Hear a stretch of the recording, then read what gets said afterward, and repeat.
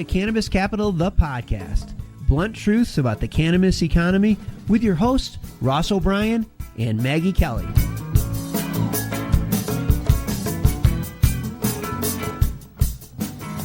Hi, everyone. Welcome to Cannabis Capital, the podcast. I am your co-host here, Maggie Kelly, and I'm sitting with the one and only Ross O'Brien, venture capitalist and author of the book Cannabis Capital, How to Get Your Business Funded in the Cannabis Economy. We're bringing you a special episode today. Ross recently wrote a journal on how we VC, and this particular piece is meaningful to both he and I and our team because it really digs into why we do what we do and how we do it. So Ross, welcome to another episode. Thank you, Maggie. It's always a pleasure to be here with you, and greetings to all the listeners out there. I'm looking forward to peeling back the proverbial onion, sharing a little bit more about who we are, and what we're doing. I think that'll also add some context to the episodes we've had and the ones that we have going forward. Fantastic. That's what I'd like to get out of this as well. So, venture capital, can you talk to our listeners or speak to what VC means to you? Because I think the term VC and venture capital is thrown around a lot in entrepreneurship and in investment. And I think for kicking this off, really defining what it means for our intents and purposes here, if you could do that for our listeners.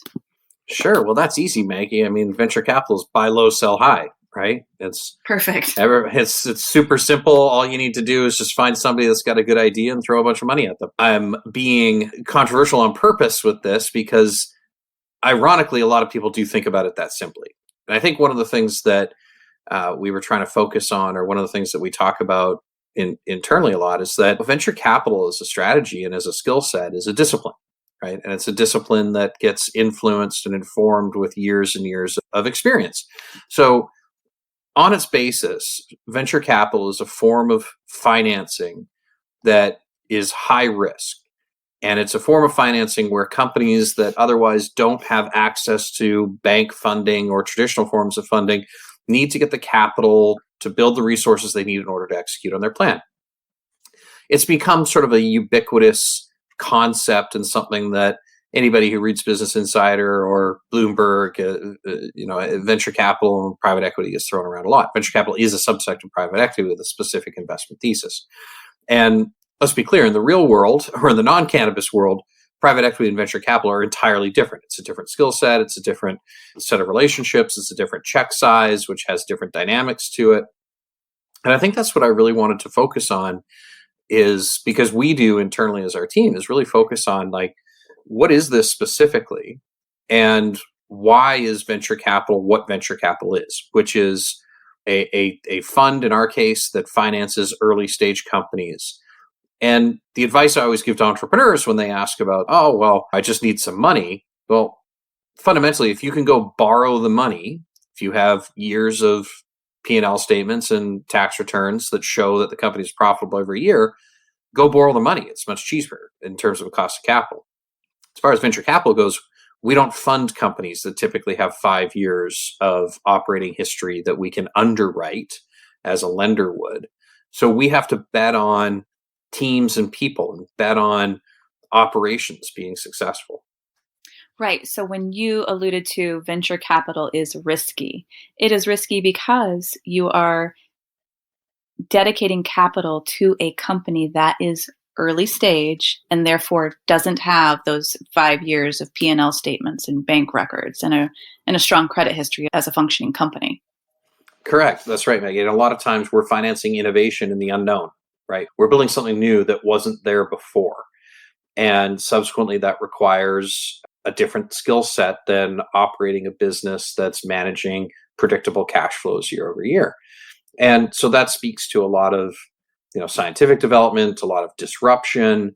And as much as we like to think we have a crystal ball, nobody does. So it really comes down to, do we have confidence in the teams that we are backing that they can produce an outcome that is unpredictable? That there's a plan for some stage in the future And those future outcomes have some degree of probability of actually happening or occurring the way we think they will. So this makes me think of another portion of what you wrote, and it's speaking to experience and believing in the management team that they can deliver on outcomes that you see are possible. On the flip side of that, there's an experienced management team that is making that investment. And what you touch on is you have individuals in the venture capital space who aren't necessarily coming from an operator background or an entrepreneurial background, who have been there and done that and experienced the startup life. And I would think it would be a great benefit to our listeners if you could just explain that a little bit more. Well, I think it comes down to, as an investor and investing in anything, you should invest in what you know the most about. So if you're investing in public companies, they always say, pick the companies. Are you a customer of the product? Do you buy, like I have all Apple products, right? So that gives you a different level of understanding that Apple is a business that you believe in because you are a customer. And so where this maps to venture capital is that we are investing in a portfolio of early stage companies. These are companies that don't have enough time, don't have enough resources, and they certainly don't have all the information that they need. And we're still going to build something where there wasn't something there before. If those are the quote unquote assets that you're investing in, it's my belief that you need to have experience running and managing those types of assets before you can make an informed investment decision, right? So you can engineer financially an investment outcome on a spreadsheet, but at the end of the day, some group of people needs to go every day and try to deliver on building something that wasn't there before. Unless you have done that, and candidly, unless you have done that unsuccessfully, it's difficult to be able to inform an investment decision based on not having the crystal ball that I just spoke about. Well, I love that you just said that, because that's a great segue to the 10 core foundations that you call out in this particular article. And it kicks off with the first one being, we are veteran operators. And you and I, both as people who have run young companies, we know the struggle of making the decision, okay, it's Friday, it's payroll, I have a team, my cash balance is not where I need it to be. And making those hard decisions. I've personally decided to pay team members and not pay myself. And I know that same feeling. I know I've lived it. It's what gives us, I think, a degree of empathy with the entrepreneurs. Like, I can sit at a table with the founders that we work with and speak with extensive experience about being in similar situations. And just having those set of experiences and having access to bench strength that has those set of experiences, I wish that I had that when I was starting some of my companies early on. And at the end of the day, we're here in service of the entrepreneurs. This is all about being a source of financing, which in turn also brings resources, which should in turn make the company more successful as a result of our involvement. We get up every day thinking about delivering value to the relationships and the entrepreneurs that are out there because we respect what they're trying to build and we know it's difficult. And the reality is something's going to go wrong. It always does. And it's probably going to go wrong over and over again. And for those entrepreneurs listening, I mean, you should really just think about having that bench strength beyond the people that are in the boat with you that are all, you're all trying to get the water out of the hull. There might be some helicopters floating around that could help you have a different outcome. So that's great, because that gets to your second foundation. Everything we do is in the service of entrepreneurs. And you alluded to the third one, which is flirt with failure. What do you mean by that? When we talk about these foundations that we're intentionally being public about, I wanted to really put out there, what are the things that we hold ourselves accountable to? How are we going to hold ourselves accountable? And what do we expect of the entrepreneurs that we invest in? In turn, what do we expect of ourselves? Because we shouldn't expect anything out of the entrepreneurs that we invest in that we otherwise wouldn't expect out of our own team and the way we operate. One of those is having a high tolerance of risk. I wrote another article about this. It's not that simple, but the point is that entrepreneurs tend to drive into the unknown. And it has to be okay to fail. Otherwise, you won't create the experiences or the knowledge from those failures that will help you navigate in the future. And so we feel like I feel like I'm always flirting with failure. And somehow every time we live to see another day, we live to fight another day. And there's a whole new set of tools that come along with that. That's absolutely right. I think you said it before, but that's where the true learning happens. And that's where other opportunities reveal themselves. And then sometimes you just get lucky. And that's your fourth point, that luck matters. And you quote Barry, "When you walk with purpose, you collide with destiny." And this reminds me of Guy Raz at the end of each of his How I Built This podcast. His one standard question that he wraps up with is, how much of your success do you attribute to luck or being very good at a given skill set or the hard work? And I would say most of the time people are like, well, it's 50-50. So how do you feel about that? Like, luck does matter, I think. Oh, without question. But I think it's about putting yourself in the position to capture the luck. I mean, if you're not out there in the world trying to pursue some purpose, and look, this goes back to something we were talking about the other day. I think so many businesses are started just simply for financial gain or for ego. And those are the businesses that end up in the headlines, and the businesses that we're seeing documentaries about now that are scams, essentially. But there's people that have a lot of personality and people that have some level of intelligence and are able to create something around an idea. But when the purpose for that idea is to enrich themselves, that's rarely a company that survives the founder, or is a company that's able to build for the long term.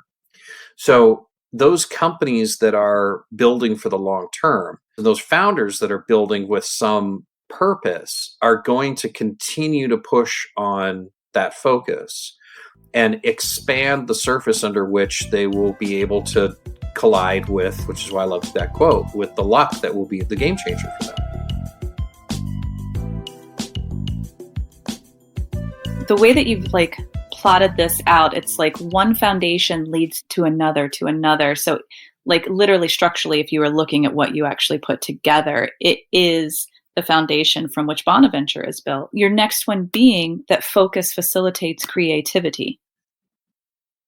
So you're colliding with luck, but you're doing it with purpose.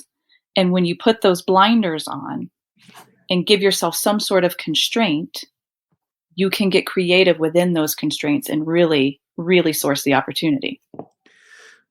So Maggie, this makes me think of the Fosbury flop. Are you familiar with the Fosbury flop? I am not.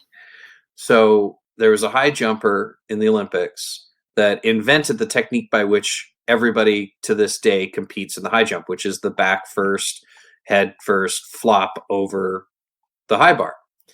Until that time, the technique was a scissor kick.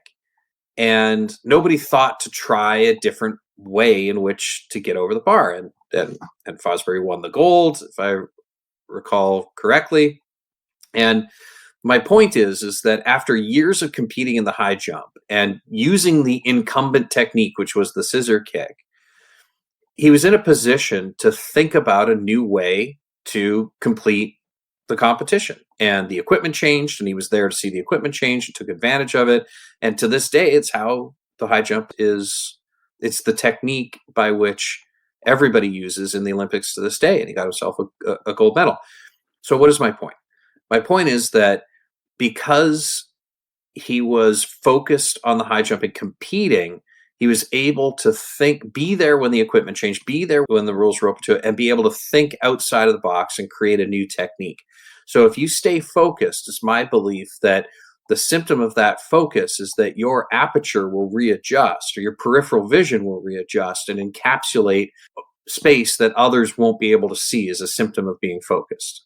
Is it just me, or does the idea of picturing someone doing a scissor kick to get over that bar just seem incredibly painful? It's not something I would do.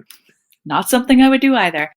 Right. But moving on here, Russ, you talk about being accessible to your network. And this is something that we also talk a lot about just amongst us and the team. And we really try to be there for each other and support each other, checking in, not necessarily when we have to, but because we want to. Could you share your perspective on that? This discipline and vocation of venture capital is 24/7, and you are always on call. We are stewards of capital for our investor. A day doesn't go by where we don't have to be available for some unplanned experience or event. And our entrepreneurs have to know they can count on us to be there. You don't want to have a partner or a board member that interlopes and just shows up when it's convenient for them. That's not the job. You need to know that you can rely on people and that their network is ready, willing, and able to step in on a moment's notice to grab an opportunity that might present itself. Because like we just talked about, if you're staying focused, you're expanding that space by which you can find the luck that is going to transform your company. There are times when, that doesn't have a life expectancy or a shelf life of more than a moment in time. You need to be able to rally the troops and all the resources in order to double, triple, quadruple down and capture that. Which speaks perfectly to the next point, which is making sure the founder and the firm have that compatibility. But moving on to the next two, they kind of go hand in hand to me, and that is continual learning and look for no to get a yes. Those both seem to go hand in hand for me. Yes, the no to get to yes is part of the job, right? We see thousands of opportunities, countless, whatever the number is, day in and day out. And as a practical matter, we have to sift through that and find the ones that are the best fit for us, which speaks to the other point on compatibility. So it's our job to find every reason to say no for an investment. And we can know at the moment we can no longer say no, then we get to yes. And the lens by which we will filter opportunities to get to an answer, a yes or a no, is largely built around what we think is compatibility between us and our team and the entrepreneurs. I think one of the things that entrepreneurs miss a lot in raising capital is they don't do enough diligence on their investors, and they don't look at the process as much as a two-way street. Somebody has the money and they need it for the company. But at the end of the day, it's really about building a symbiotic relationship and being disciplined enough to say no to capital where we're disciplined enough to say no to opportunities. And it comes down to an alignment of focus, an alignment of principles. This is why we're going out publicly with all of this and putting it out there in the world for an accountability standpoint. This is how we operate. We expect everybody that we invest in to operate. And fundamentally, at the end of the day, there are going to be challenges, significant challenges. There's going to be money and reputation and livelihood at risk, and we need to make reasonable, well-informed decisions. And the people that we make the best decisions with are the ones that want to be collaborative with us. And to that end, Ross, we think and plan for the long term.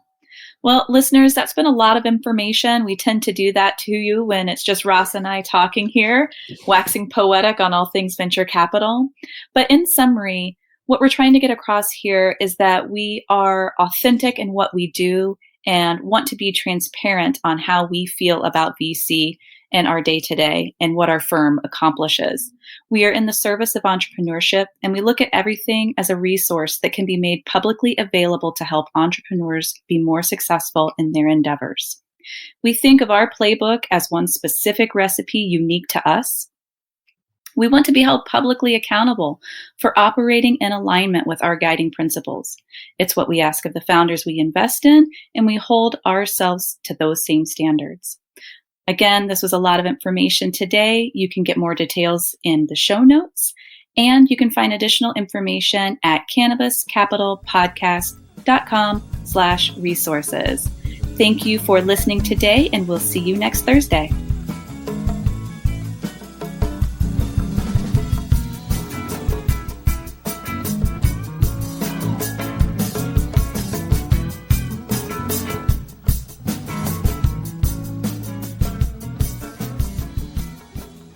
Thanks for listening to today's show. To check out more great cannabis podcasts, go to podconnects.com. Here's a preview of one of our other shows. Hi, my name's Kate, and I'm your host of the Pop Moms Podcast. I started the Pop Moms Podcast, because I wanted to end the stigma against using cannabis, specifically with moms, but also anyone who chooses to consume. I strive for a balance of humor and education, along with some pretty rad guests, to help combat social biases that come with consuming cannabis. Kids are hard. Join me for regular podcast episodes packed with parenting hacks, real-life stories, and of course, my favorite cannabis products. The days are long, but the years are short. So roll another J and take a deep breath. Keep blazing and stay amazing.